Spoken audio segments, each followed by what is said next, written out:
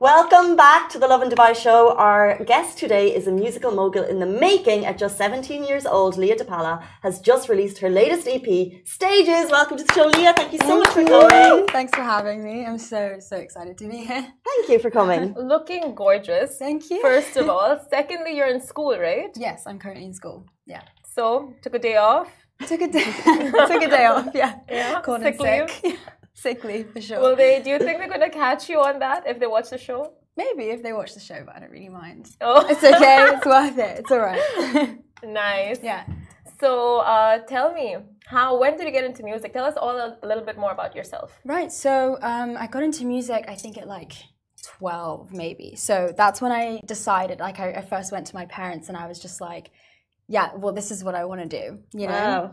And so I started songwriting as well at 12 years old, and then it kind of just went from there. Like I'm so grateful because my parents are both in the creative industries, different ones, but you know they both had that creative side to them. So they both had very useful kind of tools to give me, and they were really helpful throughout my journey. And then by about 13, I worked with my first producer, AY the producer, and released my first song, Cold.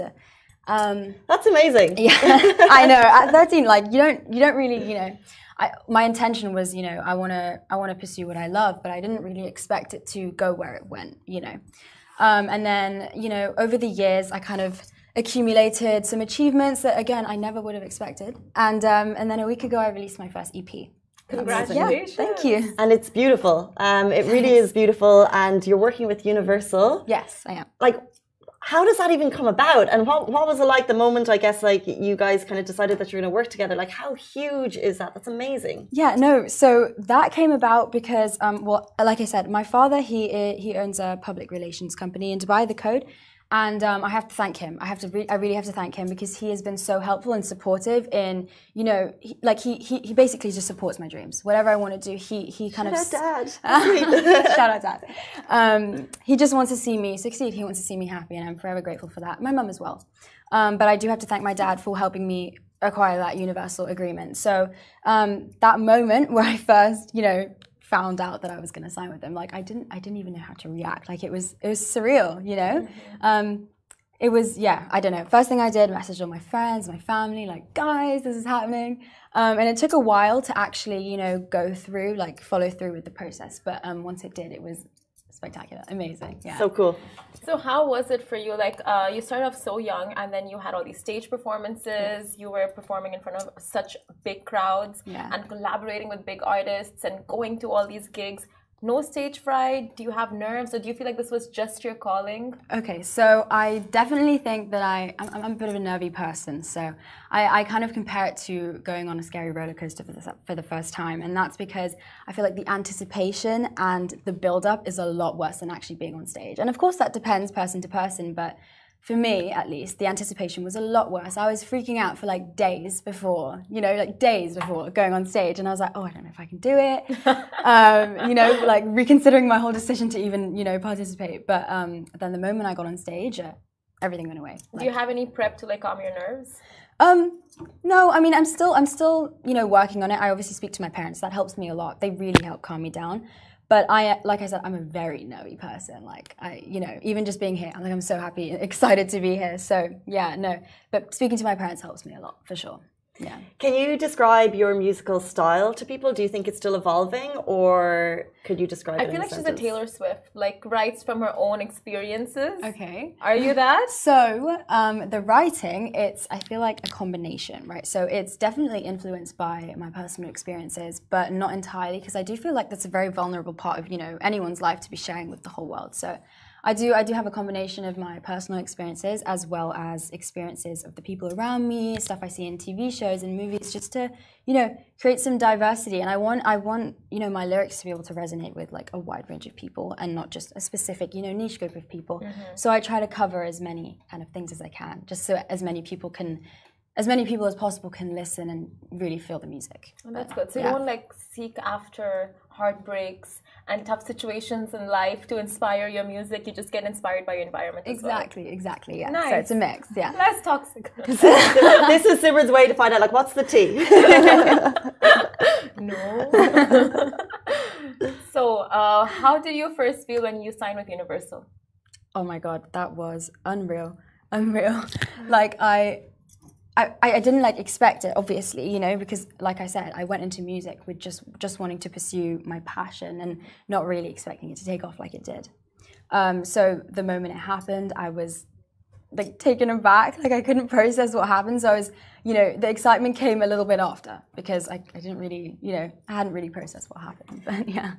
You said that your parents are really supportive of your journey, which is so cool. Obviously, you're still studying, but you're pursuing a career in music. How do you balance both? Like, and where does your heart, like, are you thinking I need to get to uni because that's maybe that will stand to me, or are you like going full flung straight into music as soon as you get out of school? Right, so no, I'm definitely going to university, but I do plan to continue music on the side because it's my passion, you know. It's not something I want to let go of just because I'm, you know, studying a bachelor's degree. Like I definitely want to keep that with me.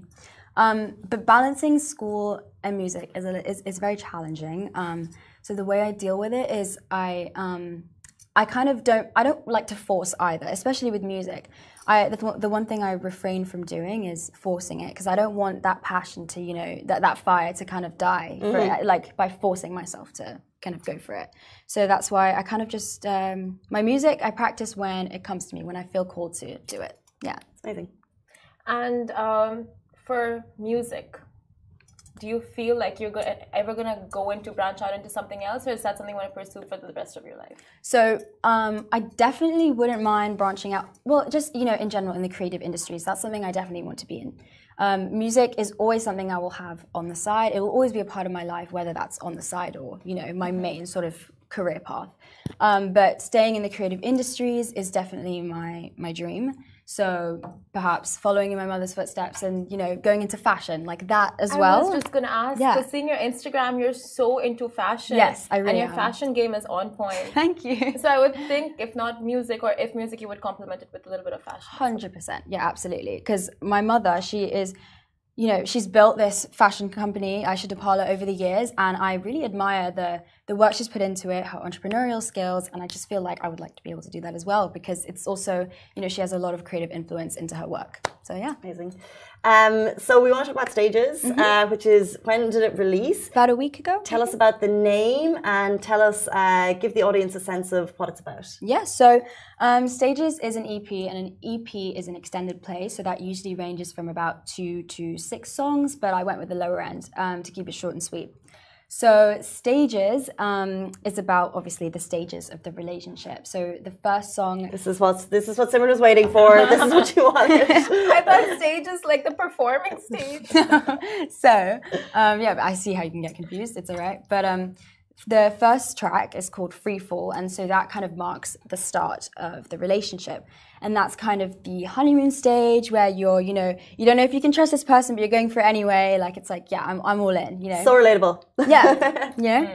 And then Love Better, which is the second song, marks the very end of the relationship. So you've got two polar opposites. So Love Better is kind of about, you know, you've grown together and you've learned that maybe you're not the right people for each other, but you keep finding yourselves being drawn back to each other, and it's like kind of toxic in a way, you know. But yeah, so they kind of mark the two polar opposites of the relationship, and yeah, that's what it's about. Okay, I want to ask you 2 questions. Yeah. First, I need an explainer course on what an EP is. I've been told so many times, just don't get it. Okay. EP. And secondly, what have you learned about love? Like, where have you learned about love that you've put it into such beautiful tracks that are so soulful? Okay, so an EP is basically, in simple terms, it's a shorter album. So you've got less tracks than an album, but it's still a project of multiple songs. So again, like I said, that can range from 2 to maybe 6 songs. But yeah, like I said, I kept it kind of on the lower end. And love. So that's a tough question. There's definitely been, you know, some personal experiences. I won't lie, there has. But do your parents know? Yes, they do. They do. They're very supportive of me. It's like my friend went through this. No. Of course they know. Yeah, and then a lot, like, I don't know, I've just been around a lot of situations from family and just stuff online, on TV shows, movies. I've just seen a lot of stuff. And I just know what goes on, and I like to capture like the reality, you know, of the essence of relationships and not just, you know, romanticize it. So what have you learned about love? Is it there? Will we all find it? I don't know. I feel like with love, it should be about two independent people that complement each other. So you shouldn't be too, kind of dependent and reliant on each other, but, two independent people, and I feel like that's what's healthy. But you still complement each other's personalities and you still want to see each other succeed. And I feel like that's what, it's about. 17 and so wise. Taking notes. Taking those notes. Thank you. I want to ask, you're coming into the music industry at a really interesting time where 6-second songs are going viral. It's because of Instagram Reels that a song is becoming famous. How important is social media to you as you're trying to build your profile? Oh my God, social media is so important, right? Because that is where most people are going to discover you. Because with that, you can, if you have like a large platform, you can get so much exposure, so much more than in any other way. I feel like there's been a rise in social media in recent years. You can reach people like across the world in a matter of seconds, and I just feel like it's so important to keep that consistency on social media because that can really broaden your audience, your target audience. Yeah. So are you doing Facebook, Instagram, TikTok, Twitter, Instagram, all of the above, or just one? So it's Instagram, TikTok, Snapchat at the moment. We're still going, building up there. Facebook it doesn't even enter the hemisphere. I mean, I have an account, but I don't really use it. Okay, good to know. Yeah. Also, how important is representation to you? You're half British, half Indian, and do you feel like you have to face a lot of obstacles because of where you're from? Right, so I feel like that also depends on where you live. Because I live in Dubai, I feel like Dubai is very accepting of, a wide range of multiculturalism, essentially. And so I feel like I'm very, very grateful to be living in a city like this because it's given me so many opportunities to do what I want to do. But I do feel like in the grander scheme of things, there are some kind of things that I would assume would like hinder my ability to succeed in this industry. Like being half Indian, and you do, especially at this age, face a lot of people telling you, like, oh, you're too young. Really either that, it's not really for you, it's not realistic, but you just have to focus on yourself, focus on the finish line, and that's it, and nobody else. Taking notes. You know what? Before you came on the show, we said you are 100% more musically talented than we can ever wish to be. So if people want to take a listen to your new EP, how can they do that? So you can take a listen to my new EP on all streaming platforms, including Spotify, Apple Music, YouTube, Angrami. So go listen. And where can they follow you on Instagram? You can follow my Instagram at Leah Depala. Speaking of Leah Depala, we're going to play a quick game called Slay or Nay with our favourite buzzer. We're going to ask you some pop culture questions and we want to see your thoughts on the following. Okay, let's go. This is the best one. Crocs with socks. Nay. Why Where's nay? the buzzer? Nay. No, slay. I thought that was up and coming. Yeah. No. It's so coming back. What about just Crocs? No, not for me. Crocs are not it, guys. If you want to wear them, though, go ahead. Crocs are not it. But you're fashionable, so we're taking notes. Hailey Bieber.